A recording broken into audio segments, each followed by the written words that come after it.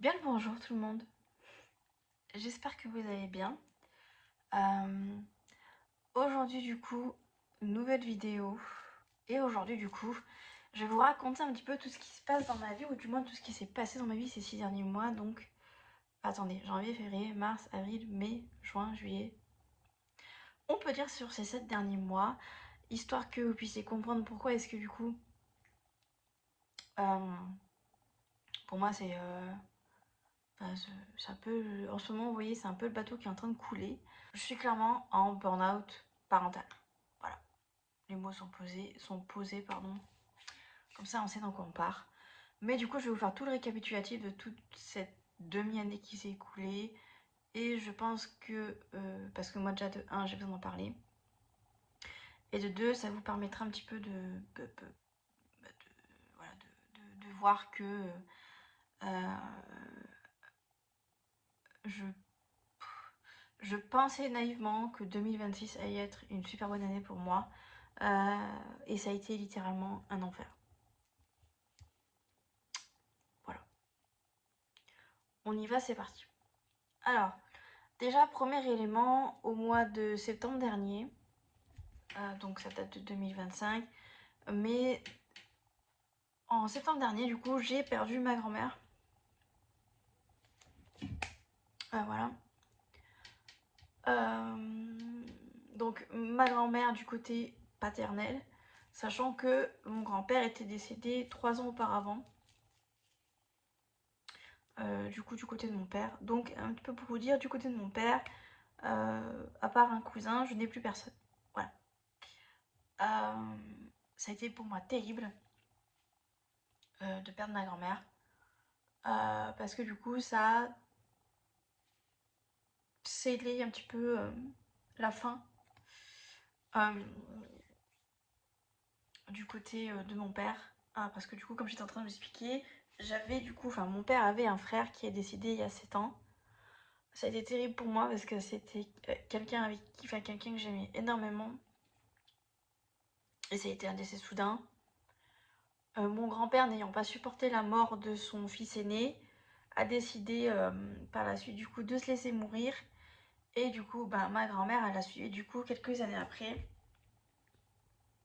Et ça a été très éprouvant psychologiquement pour moi. Euh, Bref, je vais pas plus m'étaler. Mais pour vous dire déjà, fin 2025, c'était un peu chaud.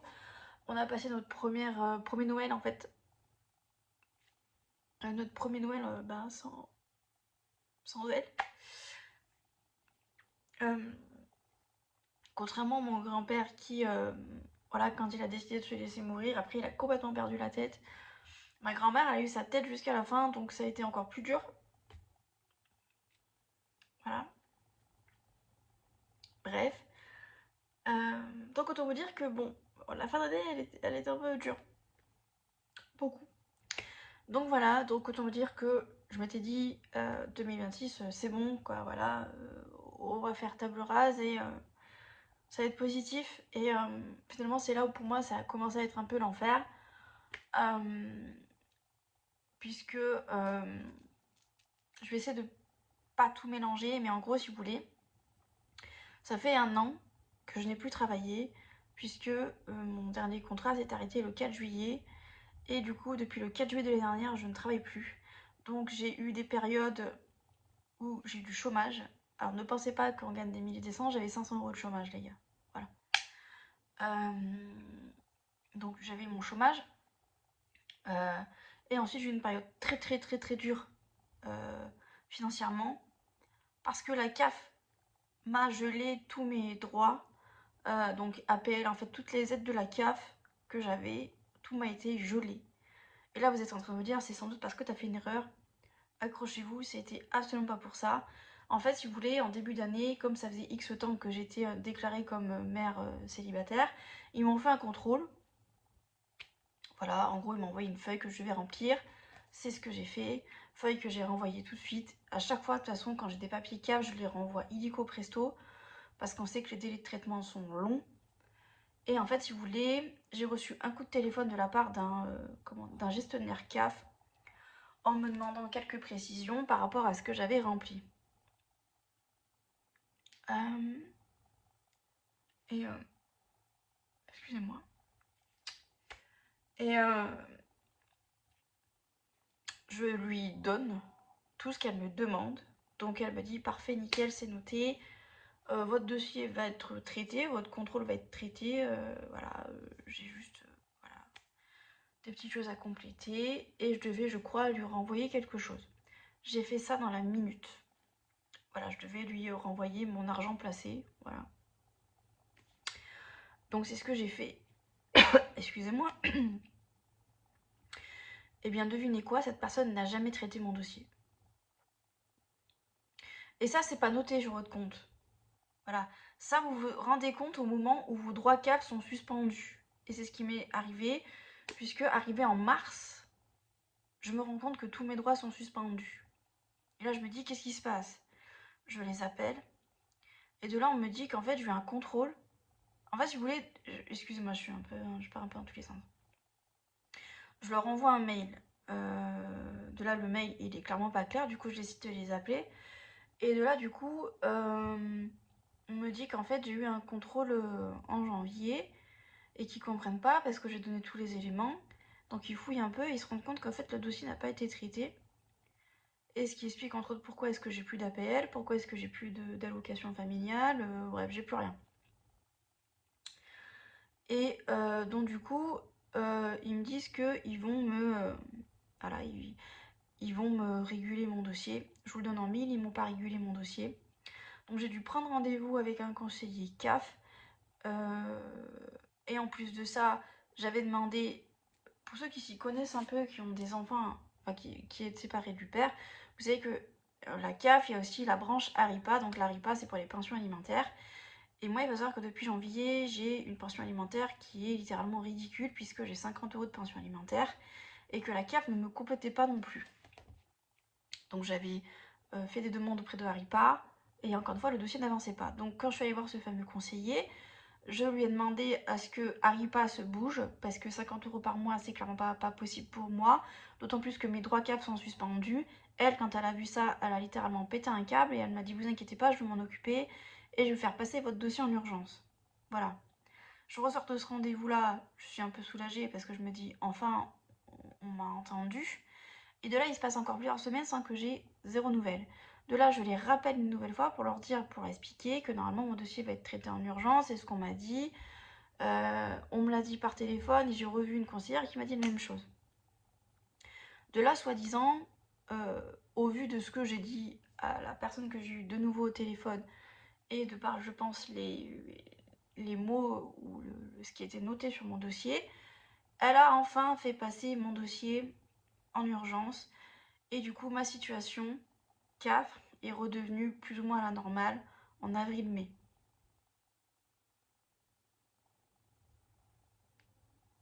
Pas ARIPA, juste la CAF. Mais j'avais de nouveau des APL, j'avais de nouveau mes allocations familiales. Donc ça m'a mis dans une merde noire niveau financier, vous n'avez même pas idée. Parce que pendant plusieurs mois, je n'ai pas eu d'APL, j'ai rien eu de la part de la CAF. Donc autant vous dire que quand vous avez plus de 500 € de loyer qui part et que c'est littéralement ce que vous avez en chômage, sans compter le fait que mes droits chômage s'étaient arrêtés mi-mars, et que moi j'avais fait une demande de RSA qui a été bloquée parce que mes droits étaient suspendus. Est-ce que vous imaginez un peu le bordel? Et quand ils m'ont débloqué mes droits, ils m'ont donné 400 € de RSA. Donc pour ceux qui pensent que c'est la belle vie au RSA, vivez avec 400 € et on en reparle. Voilà, donc autant vous dire qu'avec tout ça, j'étais déjà mentalement, j'étais en mental breakdown. En parallèle de ça, du coup, pour rappel, j'ai mon fils aîné, donc qui a 7 ans maintenant, déjà ça passe trop vite, qui a été du coup diagnostiqué TDAH et TSA. Et de ce fait-là, il a des prises en charge. Donc il a pardon, je vais le refaire. Il a entre 1 à 3 prises en charge par semaine. Donc il a une prise en charge au CMP, il a une prise en charge avec une orthopédagogue qui travaille sur les émotions et qui travaille sur les troubles des apprentissages. Et également, en début d'année 2026, il y a une nouvelle prise en charge qui est la psychomotricienne, du coup. Psychomotricienne qui voit toutes les semaines, et le CMP et l'orthopédagogue, ils voient ces deux personnes-là tous les 15 jours. Sauf que ce que je ne vous ai pas dit, c'est que la psychomote, c'est en libéral parce qu'il n'y avait... parce que la médecin du CMP qui suit mon fils a décrété qu'en fait, il n'avait pas besoin de voir une psychomote, du coup, elle l'attèche de la liste d'attente. Oui, vous avez bien entendu. Du coup, j'ai dû trouver une psychomote un peu en catastrophe en libéral parce que mon fils avait clairement besoin d'une psychomote.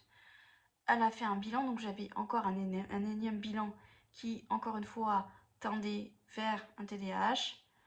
C'est à partir de ce moment-là d'ailleurs que le médecin du CMP a commencé à me prendre un petit peu au sérieux, sachant que les rendez-vous avec le médecin du CMP, je ne peux pas y aller seule, je suis obligée d'y aller avec ma mère, et là vous êtes en train de me dire pourquoi. Parce qu'en fait je ne suis jamais entendue quand je suis seule, voilà. Et comme ma mère fait partie du PASS, je pense que beaucoup ne connaissent pas le PASS, mais il va être déployé à la rentrée 2027. Le PASS, c'est le pôle d'appui à la scolarité. Elle est éducatrice spécialisée, donc elle, quand elle dit quelque chose, elle est plus entendue que moi. Voilà, donc bref, j'aurais trop de choses à dire par rapport au CMP de manière générale. Et encore une fois, ça dépend de qui vous suit, quel médecin, etc. Mais j'avoue vous avouer que je suis sacrément vénère parce que j'ai l'impression de ne pas être entendue. Là, ça va un peu mieux, mais j'attends la prochaine fois qu'on se voit. Parce que peut-être que d'ici là, on va encore me dire autre chose, je ne sais pas, mais je suis quelque peu agacée. Donc, j'ai deux prises en charge qui sont à ma charge. Donc, j'ai la psychomotricienne et l'orthopédagogue. Psychomotricienne toutes les semaines, 50 € toutes les semaines. Orthopédagogue tous les 15 jours, 45 € la séance. Imaginez un peu l'argent que ça me fait sortir, juste en prise en charge. Donc ça, voilà. Donc, imaginez, je suis dans un contexte où financièrement, ça va pas du tout. Mon fils qui a quand même pas mal de rendez-vous, je suis obligée d'être disponible évidemment pour l'emmener. Sachant que alors la psychomote est pas très loin de chez moi. Par contre, et le CMP aussi, par contre l'orthopédagogue est un petit peu loin. Voilà. Donc voilà. Donc ça demande une organisation. Est venu se greffer à ça le dossier MDPH. Le dossier MDPH, les gars, pour les parents qui ont des enfants qui sont notifiés, vous savez quel enfer c'est. J'en ai un peu marre que les instits, que les professionnels de santé culpabilisent les parents qui ne veulent pas faire des bilans à leurs enfants. Ils ne se rendent pas compte, je pense, de la charge colossale, de la charge mentale que c'est. Et c'est littéralement ça qui a commencé en fait à être la goutte d'eau qui a fait déborder le vase pour moi, puisque il s'est passé un an. J'ai travaillé sur le dossier MDPH de mon fils pendant un an. Mais vous n'êtes pas prêts pour la finalité, je pense. Puisque le dossier MDPH a commencé à voir le jour en mai 2025, puisque j'ai eu, pour ceux qui connaissent un peu le jargon, une équipe éducative, donc un GEVASCO, on appelle ça comme ça, où on évalue les besoins de l'enfant et ses difficultés. Donc ça, c'était en grande section. Il est passé en CP. De là, du coup, il y a des évaluations qui sont faites. De là, on se rend compte qu'il y a encore un souci. Et du coup, de moi, là, on commence à me demander de plus en plus de choses. Donc, un bilan neuropsy. Donc, ça, c'est ce que j'ai fait. J'ai eu rendez-vous en octobre 2025. De là, il a été diagnostiqué avec un TDAH et un potentiel TSA qui n'a pas été diagnostiqué à 100%, mais comme la neuro m'a dit, pour moi, il est TSA. Mais elle ne pouvait pas l'évaluer à 100% puisqu'elle m'a pas fait remplir tous les questionnaires pour un TSA. D'autant plus que j'ai payé ce bilan de ma poche 350 €. Voilà. Mais pour elle, au vu de ce qu'elle a observé, il est TSA. Voilà. Voilà. Ensuite, je cours derrière l'orthoptiste. Il m'a toujours pas fait le bilan pour mon fils. Alors que ça fait plus d'un an qu'il est suivi. Bon là, on a mis le suivi en stand-by parce que oui, il y avait aussi un suivi avec un orthoptiste pour l'apprentissage de la lecture, pour gagner en rapidité. Suivi avec orthoptiste que normalement il reprend à la rentrée mais que je vais devoir faire sauter. Je vous expliquerai pourquoi après. Donc voilà. Il a commencé du coup à voir l'orthopédagogue. Et la psychomote du coup qui m'a fait un bilan également. Tout ça, c'est des pièces qu'il a fallu à chaque fois que je rajoute au dossier. C'est une perte d'énergie, une perte d'argent parce qu'évidemment on envoie tout ça en accusé de réception. Plus les papiers qu'on me demande de fournir encore et encore alors qu'ils les ont déjà. Entre temps, mon fils a eu 4 maîtresses sur l'année de son CP.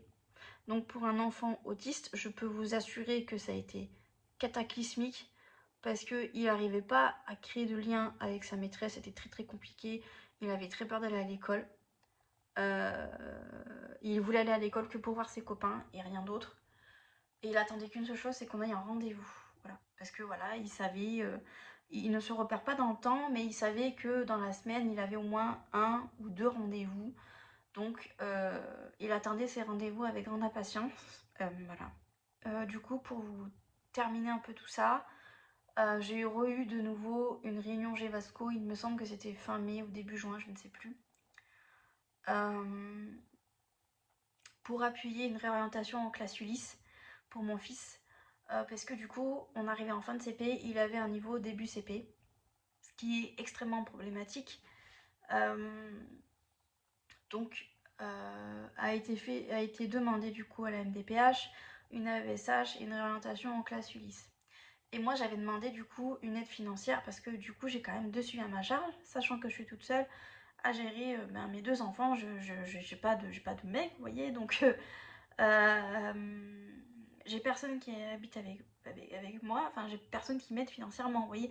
On n'est pas 2 à gérer le foyer, je suis solo, je suis capitaine de mon navire, vous voyez. Et je reçois du coup une décision de la MDPH qui refuse la réorientation en classe Ulysse, sachant que l'école de mon fils a une classe Ulysse et qu'ils mettent des enfants avec différents profils, pas forcément des enfants avec une déficience mentale, parce que normalement la classe Ulysse c'est pour les enfants à déficience mentale, mais ils mettent vraiment les enfants qui sont en difficulté dans le groupe classe, et c'est le cas de mon fils. Dans le groupe classe, il se perd, c'est trop difficile, les apprentissages sont très compliqués, bref. Donc la MDPH me refuse tout, même l'aide financière, sauf la AESH, et l'AESH, il m'autorise une AESH mutualisée. Voilà. De là, je fais appel. Imaginez juste les allers-retours pour donner les papiers à l'école, pour envoyer les papiers à la poste, sachant que quand vous faites appel, vous avez très très peu de temps et ça tombait pendant les vacances scolaires. Et je ne pouvais pas demander de l'aide à l'école de mon fils, puisque l'école de mon fils m'a dit si jamais vous avez un souci, demandez-nous, sauf que là ça tombait pendant les vacances scolaires. Donc je ne pouvais pas demander, j'avais 15 jours pour envoyer le dossier. C'était l'enfer, l'enfer. Donc je fais appel, je finis par avoir un coup de téléphone de la MDA, ou MDPH comme vous voulez, c'est la même chose, de 2 personnes qui clairement rigolent au téléphone et qui me disent que, au vu de ce qu'elles voient sur le dossier, mon fils n'a pas besoin d'être réorienté en Ulysse et mon fils n'a pas besoin d'avoir une AESH individualisée. Il doit avoir, voilà, ils vont lui mettre une AESH mutualisée, mais je n'aurai rien de plus. Je les ai suppliés au téléphone. Dites-vous, j'étais tellement désespérée que je les ai suppliés. Elles m'ont dit que j'en faisais trop et que de toute façon, au vu de la prise en charge qu'il a, j'ai pas à m'inquiéter. Donc de là, je reçois la décision finale, donc à savoir que le refus en Ulysse, une AESH mutualisée et un passage en classe supérieure en CE1.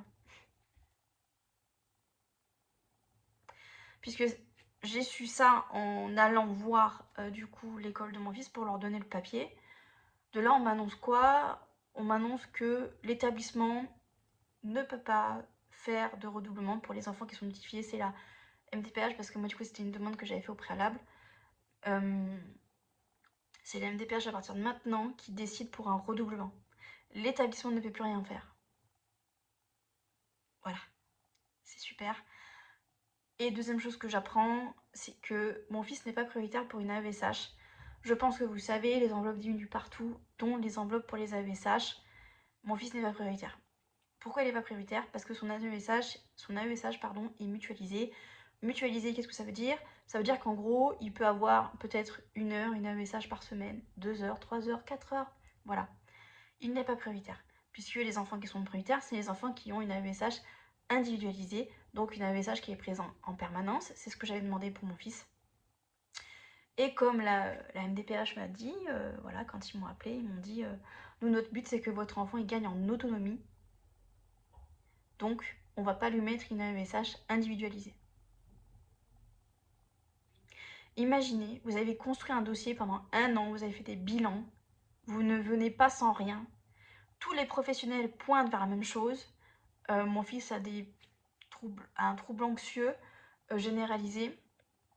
Il a des périodes de dépression assez intenses. Il fait des crises.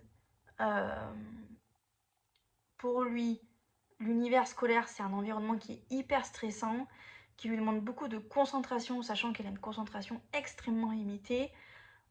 Pour lui, l'école, c'est un enfer. Donc, moi, je suis là, je fais tout pour lui, pour qu'il ait une AESH individualisée, parce qu'il a besoin d'avoir quelqu'un avec lui, parce qu'il a absolument pas confiance en lui. Tous les bilans pointent vers la même chose. Même la psychologue scolaire qui lui a fait passer le WISC en grande section a dit que ça serait pas déconnant qu'il soit réorienté en Ulysse. Rendez-vous compte de ça. Tous les bilans disent la même chose. Et la MDPH dit non. Pourquoi? Pourquoi? Si encore c'était déconnant, c'était dissonant, que tous les bilans pointaient pas vers la même chose, je peux comprendre que la MDPH ne comprenne rien à l'histoire et que du coup, il décide de donner juste une AESH mutualisée, mais ce n'est pas le cas. Donc, j'avais juste les morts. Parce qu'encore une fois, la MDPH ne m'a pas dit que c'était pas sûr qu'il ait une AESH, c'est l'école. Rendez-vous compte. Et je me prends le énorme coup de massue qu'il n'aurait pas fallu que je me prenne sur la tête, à savoir que potentiellement, du coup, mon fils passe en classe supérieure. Dieu merci, ils l'ont mis dans une classe double niveau, donc CP, CE1. Donc, comme on me l'a dit, la maîtresse va voir son niveau et si vraiment ça pêche trop, on le mettra sur un programme de CP. Sachant que l'année prochaine, du coup, il va être avec sa première maîtresse qu'il a eue en début d'année, plus une seconde maîtresse. Il aura 2 maîtresses sur l'année, ce qui pour moi, j'espère, va pas être trop compliqué, parce qu'il a déjà du mal à créer un lien avec une maîtresse, donc avec 2. D'autant plus qu'il voulait avoir une autre maîtresse, donc il était très déçu quand il a vu qu'il n'aurait pas cette maîtresse-là. Donc j'espère que ça va le faire. D'autant plus ce qui est un peu compliqué, c'est que du coup, ils ont éclaté le groupe classe, puisqu'il y a beaucoup d'enfants notifiés dans sa classe. Donc il ne sera pas avec ses copains. Encore un coup de massue pour mon fils. Donc bon, je ne sais pas du tout comment va se passer cette rentrée 2026-2027, mais ça va être compliqué.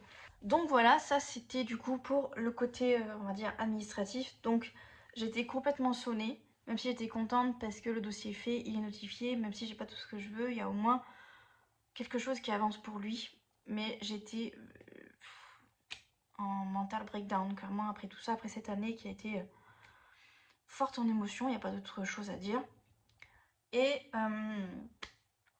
vendredi, j'ai réussi du coup à avoir enfin une place pour mon fils pour un bilan avec une orthophoniste. Et il faut savoir que je la connais cette orthophoniste puisque c'est elle qui m'a diagnostiqué mon trouble de l'attention. Et elle lui a fait passer une première partie du bilan. Donc évidemment, quand vous faites un bilan, vous êtes obligé de reparler de tout le parcours autour de votre enfant.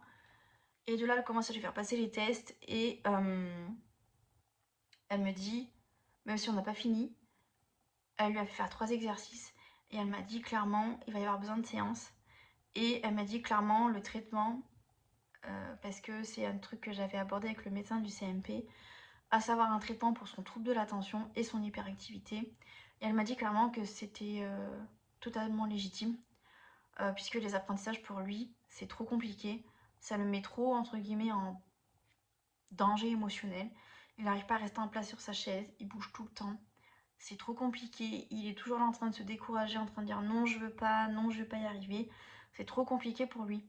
Imaginez 3 exercices. Un exercice où il devait écrire des mots avec 1 ou 2 syllabes. Les 5 premiers mots, c'était plutôt lisible, même s'il écrivait en majuscule et en attaché. Et les 5 derniers mots, en tout cas la deuxième colonne de mots, c'était raturé, enfin voilà. On voyait là que il en pouvait déjà plus. Ensuite, il y a eu un deuxième exercice avec des syllabes, il devait juste les dire. Et un troisième exercice où il y avait des mots, il devait les dire. Il s'est pas trop mal débrouillé pour ces deux derniers exercices, mais en fait, il en avait marre. Il a fallu tendre des carottes à chaque fois pour qu'il veuille bien faire ces deux exercices, mais on voyait qu'en fait, il en avait déjà marre. Donc on se revoit fin août, voilà, pour continuer le bilan. Et après, on attaquera les séances. Donc voilà, ça fait encore un énième suivi. Je ne sais pas encore combien de séances par mois ça va être, mais et c'est pas à côté de chez moi, c'est à 20, entre 20 à 30 minutes de chez moi. Mais c'est important bien évidemment, et surtout c'est un suivi qui est pris en charge. Donc ça me permettra de ne pas sortir encore des sous parce que là je peux pas clairement. Donc voilà pour ça. Et fin août également, mon fils va passer un bilan sensoriel. Je pense que là j'aurais fait tous les bilans possibles et inimaginables pour lui. Et j'espère, bon ça par contre ça va être de ma poche, 180 € de ma poche, plus les frais kilométriques, puisque c'est une psychomote qui se déplace à domicile. Bref, je suis exténuée. Mais ça, vous voyez, ça fait bientôt 30 minutes que je parle. Excusez-moi, ça fait bientôt 30 minutes que je parle et je vous ai énoncé que la partie, qu'une partie. Donc, je vous ai parlé de la partie professionnelle, où pour moi c'est une énorme charge mentale parce qu'en fait, même pour faire des ménages, j'ai réussi sur une année à faire un entretien pour faire des ménages. Et en fait, ben non, ma candidature a été rejetée. Voilà. Mais pour être très honnête avec vous, mentalement, je suis pas prête à retravailler. Enfin, je n'ai pas l'énergie pour ça. Mais il faut bien que moi je gagne ma croûte, vous voyez. Parce que financièrement, c'est trop compliqué pour moi. Et pour moi, ça c'est également, ça fait partie de ma charge mentale au quotidien, puisque je passe mon temps à postuler sur des offres que je sais très bien que je sais pas pourquoi je fais ça, parce que mon fils a trop de rendez-vous par semaine et c'est pas gérable pour moi de gérer un taf et les rendez-vous. Maintenant, on va parler d'un autre sujet, à savoir le côté sentimental. Voilà. Donc c'est parti, on y va. Je vous avais fait une vidéo il y a un mois, peut-être, 1 ou 2 mois, sur le fait que j'avais rencontré quelqu'un en janvier. Cette rencontre-là m'a déboussolée pour tout un tas de choses. Elle m'a déboussolée parce que je pensais réellement que j'avais trouvé enfin quelqu'un qui allait me correspondre. Bon, en fait, spoiler alert, pas du tout. Je vous ai fait la vidéo, je crois qu'elle dure 10 minutes. Donc si jamais vous voulez les détails, n'hésitez pas à les regarder. Mais en gros, clairement, le mec n'était pas honnête. Je pense qu'il n'était pas passé à autre chose avec son ex. Il l'avait toujours dans la peau. Et encore une fois, je suis gentille, je suis merveilleuse, je suis solaire et tout ce que vous voulez. Mais voilà, il n'est pas prêt. Voilà. Ça, c'était en janvier. Énorme désillusion parce que c'était vraiment la première fois que j'avais de nouveau un réel coup de cœur pour quelqu'un depuis très très très très longtemps, depuis plusieurs années, puisque ça fait bientôt 5 ans que je suis séparée. Et même pour mon ex-mari, j'avais pas ressenti les choses que j'ai ressenties pour ce monsieur. Donc autant vous dire que quand ça s'est terminé, j'ai pas compris, je me suis pris littéralement une porte dans la tronche. Ça a été extrêmement douloureux. 2 mois plus tard, je rencontre un nouveau monsieur. Et j'ai fait pas matcher avec lui. Et je sais pas, j'ai voulu matcher avec lui. C'était un homme qui avait beaucoup de poignes. Qui me sauçait de compliments, etc. Il disait que j'étais parfaite et tout ça. Et en fait, si vous voulez, il m'a dit des choses qui, moi, ont fait qu'en fait, je me suis grave attachée à lui. Et on a fini par se voir. Comme par exemple, il m'a dit un truc, ça m'a marqué. Il me disait ouais, ça m'a trop frustrée parce que j'étais avec tes potes à moi et je pouvais pas te parler. Et pourtant, j'aurais adoré te parler. Il m'a dit ça, genre. Quand un homme vous dit ça, vous vous dites c'est incroyable. Genre, le mec me dit réellement ce qu'il ressent et à quel point bah, il aurait adoré discuter avec moi, mais il pouvait pas parce qu'il était avec ses potes et tout. Ça m'a trop touchée et je me suis grave attachée à ce mec. Sachant que je n'ai que mes un week-end sur 2 de disponible, donc en fait je passe beaucoup par l'écrit, j'ai pas le choix en fait. Ou par les appels. mais je peux pas voir la personne facilement, vous voyez. On finit par se voir d'ailleurs le jour de mon anniversaire. D'ailleurs, énorme conseil de ma part, ne faites jamais ça. Pour éviter potentiellement de relier votre anniversaire à un événement négatif. Bien évidemment, il faut voir le positif, mais en tout cas, pour moi, ça n'a pas été... Enfin, vous allez comprendre. On se voit, et en fait, si vous voulez, quand je lui claque la bise, parce que quand même, on avait échangé pendant plusieurs semaines, il y avait un feeling entre nous et tout ça, et au moment où je lui claque la bise, moi, j'ai pour réflexe souvent de toucher la personne. Et la personne, en retour, qu'est-ce qu'elle fait? Elle me touche en retour. Là, le mec, il m'a fait la bise, il m'a pas touché. Et ça m'a mis extrêmement mal à l'aise. Et en fait, on discute et tout ça. Et déjà, en fait, on pouvait pas se voir longtemps, on pouvait se voir que 2 heures. Parce que lui, après, il avait des trucs de prévu. Mais moi, à la limite, je m'étais dit, c'est pas grave, pour une première rencontre, voilà, 2 heures, bon, j'aurais bien aimé avoir un peu plus de temps, mais bon, si vraiment ça le fait, on se reverra. Et en fait, je me suis rendu compte que c'était un homme qui était complètement à l'opposé de moi. C'est un homme qui a fait beaucoup la fête. Bon, après, il disait, j'ai l'impression que son truc qu'il voulait absolument, c'était de fonder une famille. Genre, il avait eu une illumination le week-end d'avant, et voilà, il voulait absolument créer sa famille, quoi. Bon, bref. Il adore les enfants, machin, blabla. Bref, le date en soi se passe plutôt bien. Il se projette avec moi, il me parle de mes parents et tout ça. Donc bon, moi j'étais contente. Et, et en fait, c'était un mec qui était assez frimeur. Oui, comme cadeau de mariage pour mon frère, je lui ai offert une piscine parce que du coup, il travaillait dans cet univers-là. Enfin bon, il se la pétait un peu, mais bon, je m'étais là, ouais, il aime bien se faire saucer, quoi, ça va, quoi. Mais très vite, j'ai vu une facette de lui où, voilà, il disait que par exemple, il a eu un chien et pour l'éduquer, il l'éduquait au coup de poing. Bon, autant vous dire que ça m'a pas plu du tout. Bref, je... Bref, le date se termine, on part chacun de notre côté. Et j'avais une copine à la maison et je me souviens quand je suis rentrée, je lui ai dit je sais pas, j'ai besoin de le revoir pour revoir parce que j'ai pas trop compris ce qui s'était passé. Et en fait, si vous voulez, euh, de là on se dit qu'on veut se revoir tous les deux. Et en fait, le mec commence à être distant, mais quand je vous dis distant, là où avant je pouvais avoir des remis de quelques heures parce qu'il m'avait prévenu, j'ai pas mon téléphone et tout ça, là j'avais des remis de plusieurs jours. Il y a carrément tout un week-end où il m'a pas donné de nouvelles. C'était absolument pas dans ses habitudes. Moi je me suis inquiétée comme une malade en me disant putain aussi bien il y a eu un accident de voiture et tout ça. Pas du tout, il était parti à la pêche. Pourquoi tu me l'as pas dit en fait? Mais bon, voilà. Oui, non mais je sais pas pourquoi je te l'ai pas dit. Bref, excuse, disquette, disquette. Jusqu'au jour où le dernier vocal qu'on s'est échangé, donc c'est lui qui me dit que en gros, bah, il aimerait bien avant de se mettre en couple, d'avoir sa maison et tout ça, c'est important pour lui. Et je lui dis, en retour, je lui dis, écoute, on n'a qu'à continuer à se fréquenter et on verra comment ça aboutit. Il me dit la même chose, il me dit oui, on va continuer à creuser et voir si ça aboutit à quelque chose ou pas. Je lui renvoie un vocal pour dire ok cool, on est dans la même dynamique, voilà. Je n'ai jamais eu plus aucune nouvelle après ça.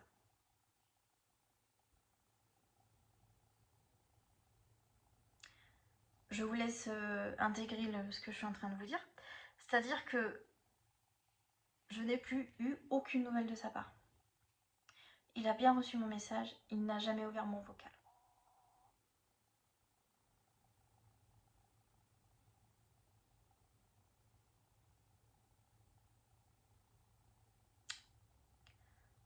Ça a été un énorme coup de massue.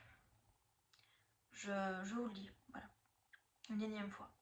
Donc je m'effondre, je me mets à pleurer, j'essaie de me remettre en question en me disant mais qu'est-ce que j'ai fait? Parce que littéralement, il s'est rien passé entre nous. On a juste eu des très bonnes discussions, il y a eu un très bon feeling. Pourquoi? Pourquoi tu me dénigres comme ça? Enfin, pourquoi tu me manques de respect comme ça? Et ensuite, un mois après, à peu près, on va dire, là vous allez vous dire what the fuck. Mais sur Tinder, je match avec un Portugais qui ne parle pas un brin de français. Enfin, il avait des notions, mais sans plus. Et bête de feeling, les mêmes idées sur plein de choses. Et lui venait à Lyon pour le travail. Donc du coup, je décide de monter à Lyon. Donc j'habite à 1h30 de Lyon à peu près. Pour qu'on se voit. Il m'invite au resto. Hyper prévenant, hyper gentil. Je pense honnêtement un de mes meilleurs dates, pour pas dire le meilleur date. Méga prévenant. Franchement, la drague à la portugaise pour un vrai portugais de souche. Franchement, les Français, ils n'arrivent pas à la cheville, franchement. Je parle en anglais, mais en même temps, j'ai quand même un handicap, quand même, il faut y penser, donc je fatigue très très vite. Et de là, il me dit, parle-moi en français lentement pour que j'essaye de comprendre ce que tu me dis, parce qu'il avait bien compris que j'étais fatiguée. Bref, le date, incroyable. Et bref, après on est obligé un peu de se quitter, parce que ben lui retourne bosser, et bon ben moi je repars chez moi. Lui comme moi, on voulait de nouveau se voir. On continue d'échanger, ça pendant plusieurs semaines. On s'ajoute sur Instagram. Et du jour au lendemain, plus rien. Le mec me donne des petits surnoms et tout ça. Et du jour au lendemain, plus rien. Plus de communication.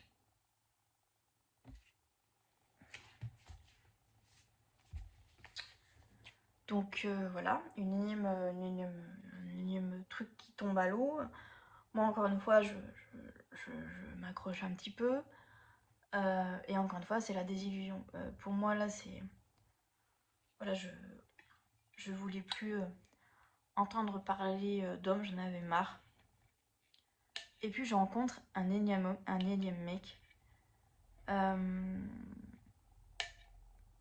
On match. Et là, ça ensuite des discussions incroyables. On a les mêmes idées, encore une fois, sur plein de choses. On se rejoint sur plein de choses. Et de là, on commence à s'appeler. On est capable de rester 3 heures, 4 heures au téléphone. Voilà. On est tous les deux fatigués, mais on est fatigués parce qu'on est heureux, parce que on passe des heures au téléphone quand lui n'est pas au taf. On finit par réussir à se voir, un premier date, un deuxième date. Bref, finalement, on est ensemble. Voilà. Ça va faire un peu plus d'1 mois là qu'on est ensemble officiellement. Et ça fait un peu plus de 2 mois qu'on a matché et qu'on se parle.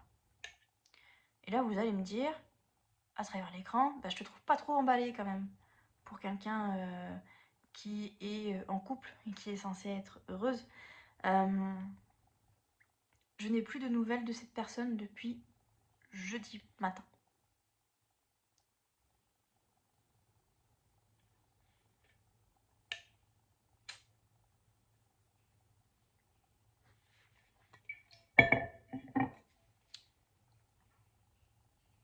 Voilà. Alors oui, je sais, il avait besoin de déconnecter. Ah oui, oui, oui, déconnecté. Il est tellement déconnecté qu'il a fait une story sur Instagram. Et il s'est connecté sur WhatsApp plusieurs fois. Il m'a pas envoyé de message. Voilà. C'est-à-dire que jeudi matin, il m'a envoyé un vocal pour me dire qu'en gros, il était désolé parce qu'il était un peu froid, parce que le boulot, c'est un peu compliqué. Bref, il a pas mal de merde, vous voyez, dans sa vie actuellement. Il n'arrive pas à les gérer, clairement. Et bref, moi, je lui fais un pavé en lui disant que c'est pas grave, que je comprends, que on se verra quand on pourra. Bref, je lui explique un peu mes disponibilités sur les prochaines semaines. De là, il met un cœur à mon message. Le soir même, je lui souhaite bonne nuit. Il me met un cœur à mon message. Même pas, il me dit bonne nuit. Genre, qu'est-ce que ça peut te coûter? Genre, c'est quoi cette communication de merde, quoi? Alors que d'habitude, j'ai le droit à... même quand on se parle pas beaucoup, je pense à toi voilà, dans la journée. Là, j'ai le droit à rien. Depuis jeudi matin. On est dimanche. Voilà. Je pense qu'il est parti voilà, s'aérer dans la montagne, là-haut. Et je pense que j'aurai des nouvelles de sa part potentiellement semaine prochaine. Mais je pense que vous qui êtes derrière votre écran, vous trouvez pas ça normal de se dire en couple et de pas donner de nouvelles, de pas envoyer ne serait-ce qu'un petit message. Ça prend 5 secondes de votre temps et ça évite d'être dans cet état-là, de pas endormir la nuit.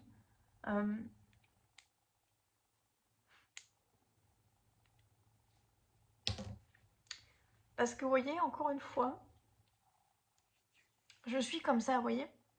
Je suis quelqu'un qui veut absolument me mettre à l'aise mon partenaire et tout ça. J'enregistre beaucoup de choses. Il va me dire qu'il adore tel plat, je peux vous dire qu'il va en bouffer avec moi. La dernière fois, il revenait de bivouac et je lui avais fait une salade hyper protéinée, il était trop content. Enfin, je me mets vraiment bien, vous voyez. Je prends vraiment soin de lui. Mais lui, de l'autre côté, ben, en faisant des trucs comme ça, il prend pas soin de moi en fait. Et je mérite pas d'être traitée comme ça. Et le pire, vous savez, c'est quoi? C'est que cet homme-là, pour ceux qui ont suivi un peu le topo, pour moi, cet homme-là, c'est Aladdin, parce que depuis que je suis avec lui, les visions que j'avais eues, c'est lui que je vois maintenant dans mes visions. Donc je comprends pas comment est-ce qu'on peut autant me mettre en insécurité avec, soi-disant, le mec qui est censé être l'homme de ma vie, vous voyez. Sachant qu'il y a des petites choses dans son comportement, enfin en tout cas de ce qu'il me dit, que je comprends pas trop. Donc bon, bref. J'estime que c'est pas à moi de lui renvoyer un message au vu de comment je suis traitée. Mais je dois vous avouer que ça me pèse énormément. Voilà. Je suis sans voix. De voir à quel point je donne beaucoup. Et de voir à quel point je suis maltraitée en retour. Et ça, vous voyez, c'est typiquement un comportement qui peut me faire en fait me dégoûter des hommes en fait. Complètement. Voilà. C'est comme ça que je vais terminer cette vidéo. Sans doute que j'ai oublié des choses. Mais je dois vous avouer que pour moi c'est très dur. J'ai l'impression de ne pas avoir de temps pour moi. De courir toujours à droite et à gauche. De devoir répondre à des injonctions sociétales qui sont très compliquées en étant maman solo. De gérer le côté d'être en même temps le père et la mère au quotidien. De gérer les crises au quotidien. D'être en permanence fatiguée parce que physiquement je peux plus, émotionnellement je peux plus. D'essayer de tout faire pour mes enfants, de les mettre bien. Et en même temps d'être dans la précarité la plus totale. D'avoir du mal à joindre les deux bouts, de courir au rendez-vous, de pas réussir à trouver de travail. Oh, il y a ça aussi dont je vous ai pas parlé. Ça me fait... je crois que c'était en mars ou en fin février, je ne sais plus. J'étais censée, parce que du coup j'avais payé une partie de ma formation, j'étais censée me former à différentes pratiques de massage. Donc je suis allée aux 2 premiers jours de formation. Du coup pour un massage, le premier massage c'était un massage suédois. J'ai su par la suite d'ailleurs que la formatrice se déconseillait ce massage pour un premier massage. Ce qui est hilarant du coup parce que moi j'étais vraiment pas initiée quoi. J'ai passé vraiment pas du tout un bon moment là-bas. On s'est moqué de moi. On s'est moqué de mon corps, on s'est moqué de moi. On m'a pas prise au sérieux quand je disais que j'étais dyspraxique et que j'avais besoin qu'on me montre les mouvements. La formatrice, elle a pas du tout été agréable avec moi. Elle a pas arrêté de me rabaisser. Elle a pas arrêté de dire que je devrais être contente qu'on soit que 4. Parce que dans d'autres formations, c'est 10 ou 12. Et moi, quand je lui ai répondu, bah, si on était 10 ou 12, je serais pas venue. Elle m'arrêtait pas de me couper la parole. Elle avait la science infuse.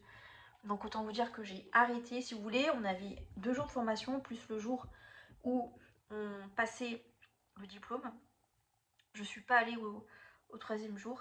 J'ai payé 500 € de ma poche. Voilà. Et je lui ai dit, du coup, j'ai signé un papier comme quoi je ne continuerai pas les autres massages que j'avais prévu de faire avec elle.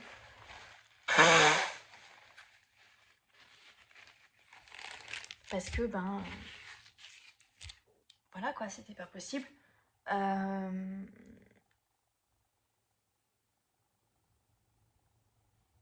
Il y a une chose que je vous en ai pas parlé, mais parce que j'aurai la réponse dans quelques mois. Donc je vous en parlerai en temps voulu et je vous réexpliquerai toute l'histoire autour de tout ça. Mais ça peut... voilà, voilà, vous savez dans quel état je suis. J'ai l'impression que cette année, pour moi, il y a eu trop d'échecs en fait à encaisser. Il y en a qui vont dire oui, mais les échecs c'est bien parce que du coup, Ça permet de se rendre compte qu'on a entrepris des choses, ça n'a pas marché, c'est qu'il y a mieux qui nous attend ailleurs.